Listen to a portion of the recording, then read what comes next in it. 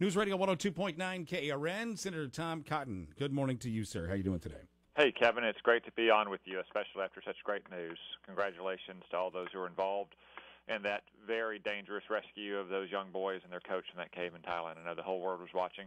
Folks from all around Arkansas have been talking to me about it. Right. Pretty amazing stuff. It's a good news story. Don't think they got a chance to use Elon Musk's sub, but, it was there. So, Well, I didn't even know that cave diving was a thing until these last couple of weeks.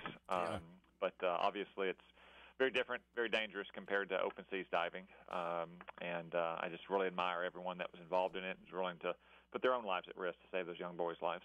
Senator Tom Cotton on News Radio 102.9 KARN. The news in the morning, the new Supreme Court pick, Brett Kavanaugh. Your thoughts on that? I was at the White House last night, Kevin, and the president did exactly what he promised the American people in his campaign and what he did last year with the nomination of Justice Gorsuch. He had put forth a list of very distinguished jurists, and Brett Kavanaugh has a long and accomplished record, 12 years as a federal court of appeals judge, and before that, accomplished appellate lawyer as well. So I look forward to going through the stack of opinions I have on my desk right now. Actually, to be honest, I don't look forward to going through them. That's why I stopped being a lawyer and became a soldier. I was going to say you're an attorney. You probably get just call a spade a spade. But it's part of the job. Yeah. To do a careful and thorough review of Judge Kavanaugh's record. I'll be meeting with him soon as well, and I hope that every senator will take that approach, that deliberative approach. Unfortunately, I've seen a lot of Democrats who have not. I noticed one or two standing out protesting with the members of the resistance last night, and I was amused to see that in the background of the protest they had signs that not just said "Stop Kavanaugh," but "Stop Barrett" and "Stop Kethledge" and "Stop Hardiman," the other judges that were the finalists, showing that to them it didn't really matter who the president nominated. They were going to oppose them for partisan reasons regardless. Senator Tom Cotton on News Radio 102.9 KRM. Part of the reason that they would oppose is the whole Merrick Garland thing, the election year and the nomination of the Supreme Court then.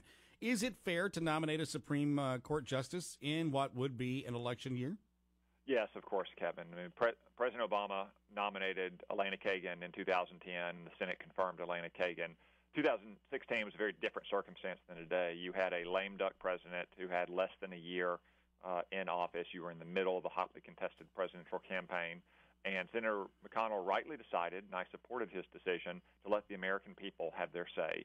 Donald Trump won. Donald Trump is nominating our Supreme Court justice now. If Hillary Clinton had won, if that's what the American people had wanted, then Hillary Clinton would have been nominating them.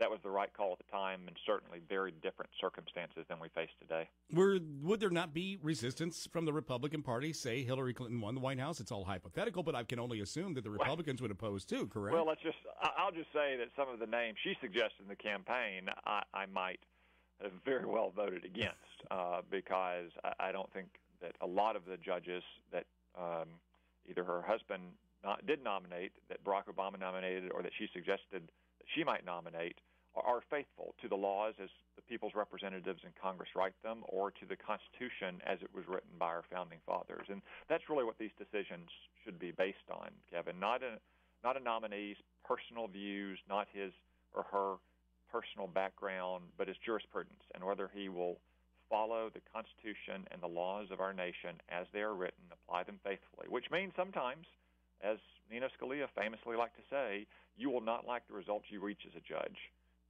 You might not like the decisions that you are compelled to reach by the laws that Congress writes or the way our founding fathers drafted the Constitution. But that's the proper role of the judge in our society. Senator Tom Cotton on News Radio 102.9 KRN. And let me clarify something there. We shouldn't look at a person's background if they're going to be a Supreme Court justice? I mean their personal background, Kevin. Some on the left, for instance, strongly criticize one of the finalists, Amy Barrett's religious faith last year when she was nominated to the Court of Appeals.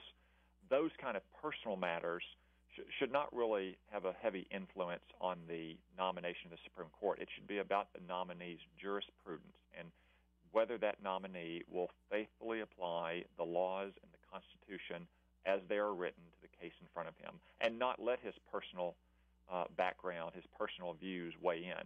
For instance, Justice Scalia provided the deciding vote in the flag burning case to say the First Amendment protects the burning of a flag as a kind of expressive speech. He also said that he detested the practice of flag burning, but that's just an example he used when he said that judges sometimes will have to reach outcomes in cases with which they disagree, because they are applying the Constitution and the laws as they are written. They are not making up laws as they go to suit their own personal views.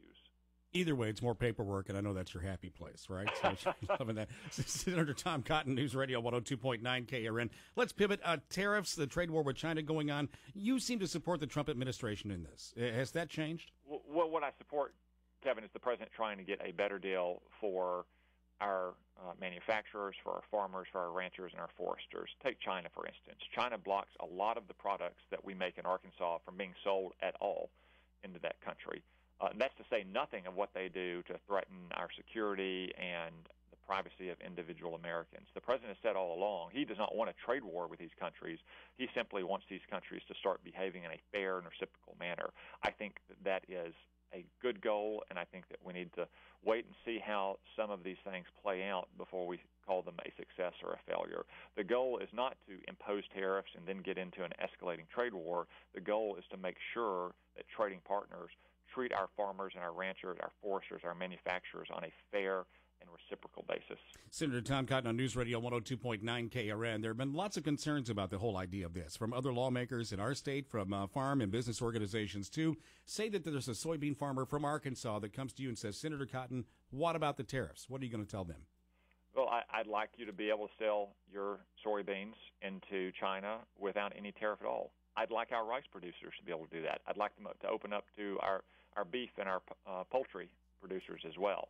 That's what the president is trying to achieve. That's what too many past administrations have not done, and I think we need to try to get that market open. But we can't let China, in particular. But meanwhile, I'm worried I'm going to lose my family farm, Senator.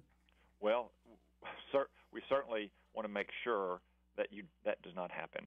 But we have to try to find new markets. You know, if China starts buying all of Brazil's soybeans, well, people who are buying soybeans from Brazil are going to have to look for them elsewhere. I mean, there's only so many soybeans in the world, and there's high demand for them.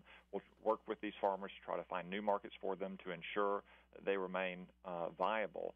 But, I mean, China is a threat to our national security. They're a threat to our economy. And if they don't change their ways, then they have to be made to pay. That's the bottom line. Senator Tom Cotton, you've got a lot of what are they called? Briefs to look through? Is that what those things are that you get? Opinions. Opinions. Yeah. Okay. Yeah. See, I'm not an attorney, so I'm truly doing the people's work this week. When will you have a chance to meet with Brett Kavanaugh face to face? I think Judge Kavanaugh is at the Capitol today, beginning to meet with some of the key members of the Judiciary Committee and the Senate leadership. I suspect those meetings will continue all week long and next week as well. So I would suspect probably in the next 2 weeks. These things typically take about 2 months total, about 4 or 5 weeks until the hearings begin. So I would suspect I'll meet with them sometime this month, Kevin. Senator, good to talk to you. Thanks so much. Thank you. Have a good morning. 7:49, running a bit behind.